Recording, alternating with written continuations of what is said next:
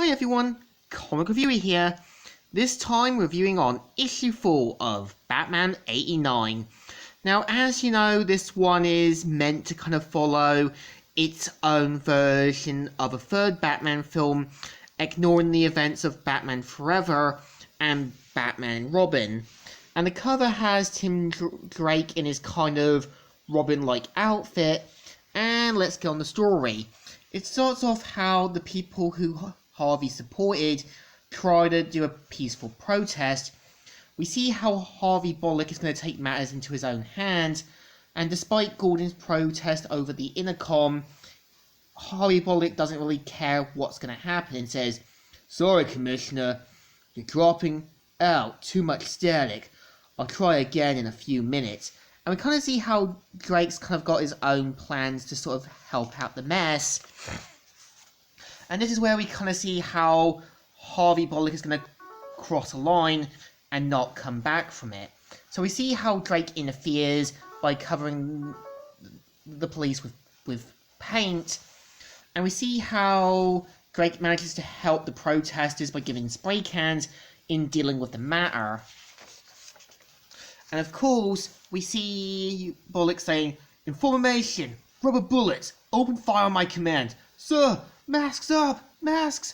And of course, we see how it starts to get blown out of proportion. And we kind of see how Gordon calls out Harvey Bullock for causing all this to happen. And we see how Drake leaves and that, saying, "Stay out of my way, damned house."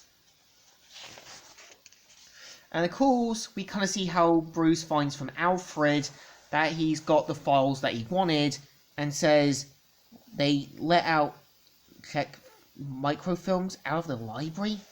And of course, we see how Barbara sees that Harvey's not himself and tries to call Bruce, saying that he's not sure if Harvey can be helped.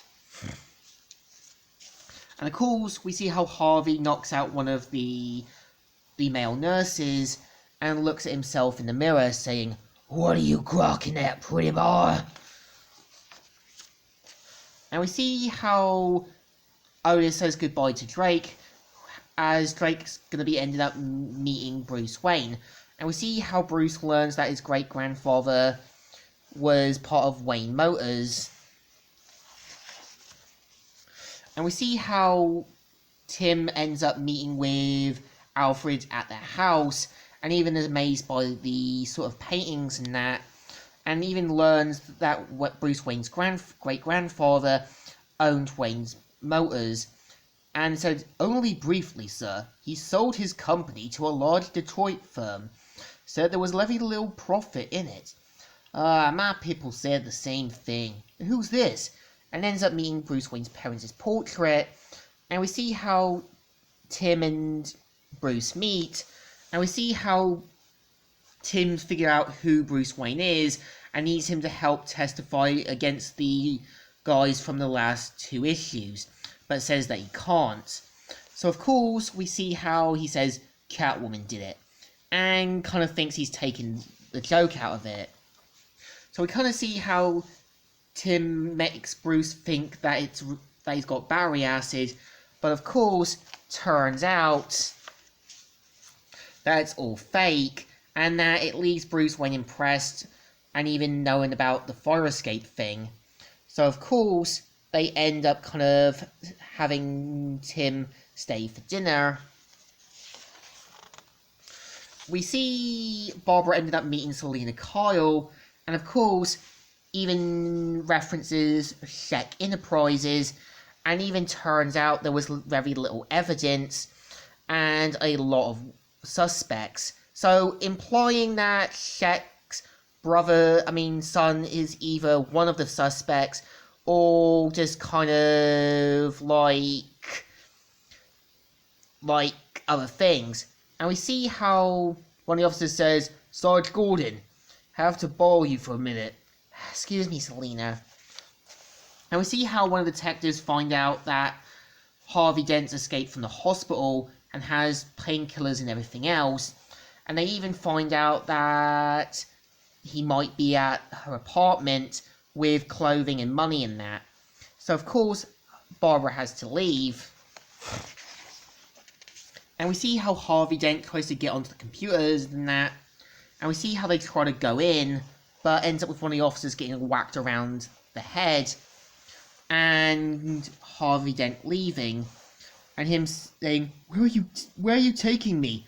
They're after us. Now we need to save health. A base of operations. That's because you attacked the Ordinary. Slug the cop. It's your own fault, you sick freak. And we kind of see how Two-Face says, you see how they look at us? We don't fit in up there. We're now. And we kind of see how Harvey Dent or Two-Face find the old place of where originally there was meant to be a new train station built for the African American community of Gotham, but the money dried up in that, and used to be a place where Harvey and his friends used to party. And him saying, and then we'll both be happy.